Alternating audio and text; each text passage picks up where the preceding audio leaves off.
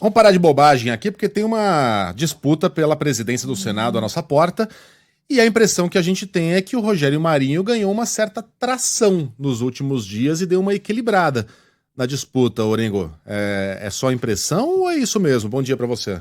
Muito bom dia, Megali, Sheila Carla, bom dia a todos. Ganhou sim, ganhou a musculatura aí nesses últimos dias, mas eu quero continuar falando de traição, viu, Megali? Por quê? Porque esse é o foco da disputa aqui no Senado Federal. E por quê? A gente vê os números, né? E hoje há uma matemática, se a gente somar, né, conversando com senadores, né, o que cada senador entende que seu candidato tem de voto, dá mais de 81 senadores, né? E no fundo, é uma discussão que ela se acirra porque a votação ainda é secreta.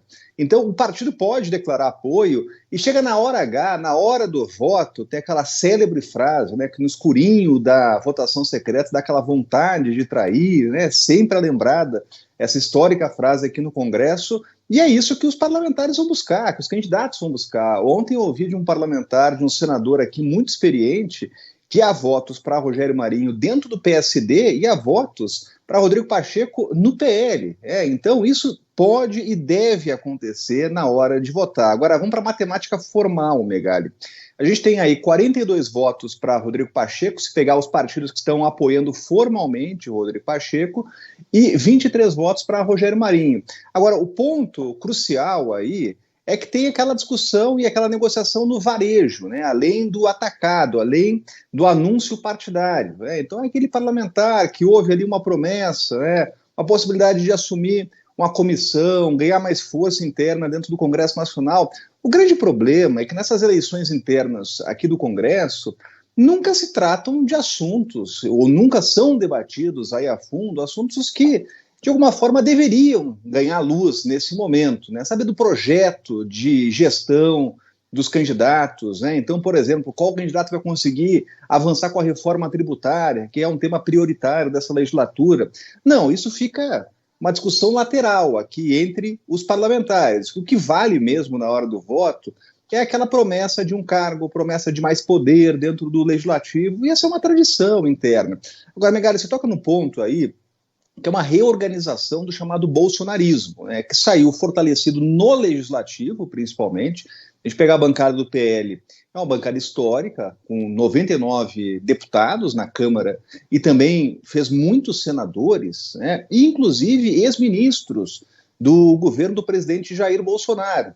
Teve um vácuo aí, desde as invasões, né, com o silêncio do presidente e a falta de uma figura que liderasse a oposição, pelo menos publicamente. Obviamente, no espectro político, a figura continua mais forte, é do ex-presidente Jair Bolsonaro, mas com a viagem dele, com a falta de declarações, entrevistas, manifestações, se criou um vácuo, né? Agora, a candidatura de Rogério Marinho consegue reorganizar essa oposição.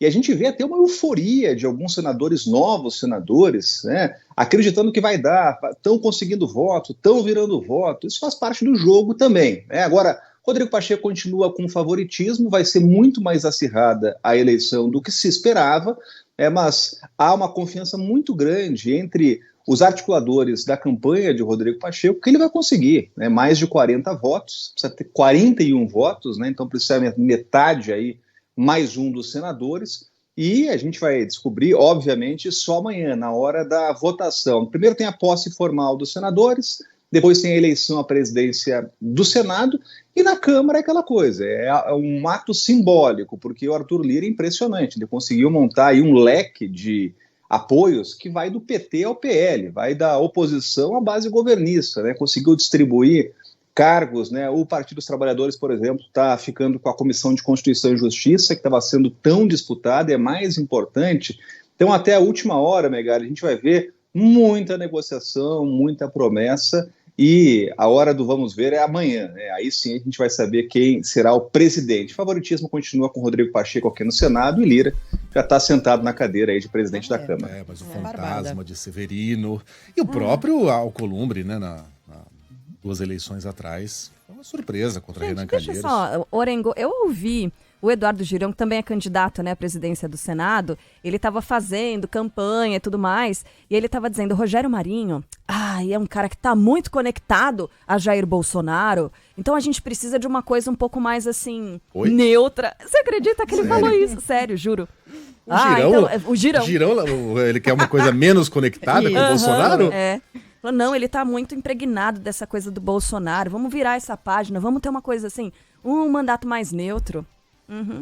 E é uma candidatura, se lembra bem, cara, que a gente não tinha citado aqui, porque realmente no cenário atual não tem chances, né? Mas é aquela candidatura para marcar posição. E realmente o senador Girão, ele tem uma proximidade grande com esse espectro político aí, que tem o Jair Bolsonaro, o ex-presidente, como hoje uma figura de proa. De qualquer forma, o que a gente vê agora é uma pressão grande para ele abrir mão da candidatura, principalmente que vem da corrente justamente de Rogério Marinho.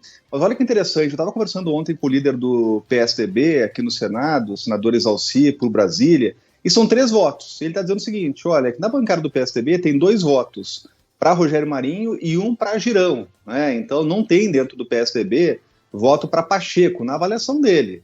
Então é até curioso isso, né, que o PSDB não dará votos a Rodrigo Pacheco dentro do Senado Federal. Mas é isso, teremos muita pressão aí, muitas negociações até o dia de amanhã, o dia da votação.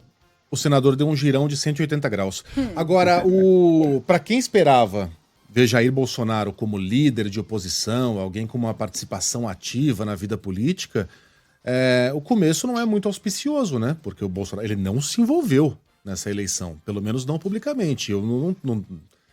Mas ele tá ligando, viu? Ele tá fazendo telefonemas? Senadores, e ontem ele reapareceu aí nesse cenário político, né, naquela ligação, né? Então teve aquele jantar, e quem foi uma figura de destaque desse jantar foi a esposa de Jair Bolsonaro, Michele Bolsonaro. Ela liga para o presidente, ele faz ali uma ligação e fala para os parlamentares. Agora, interessante que ele começou a ligar para senadores, né, para conseguir votos para Rogério Marinho.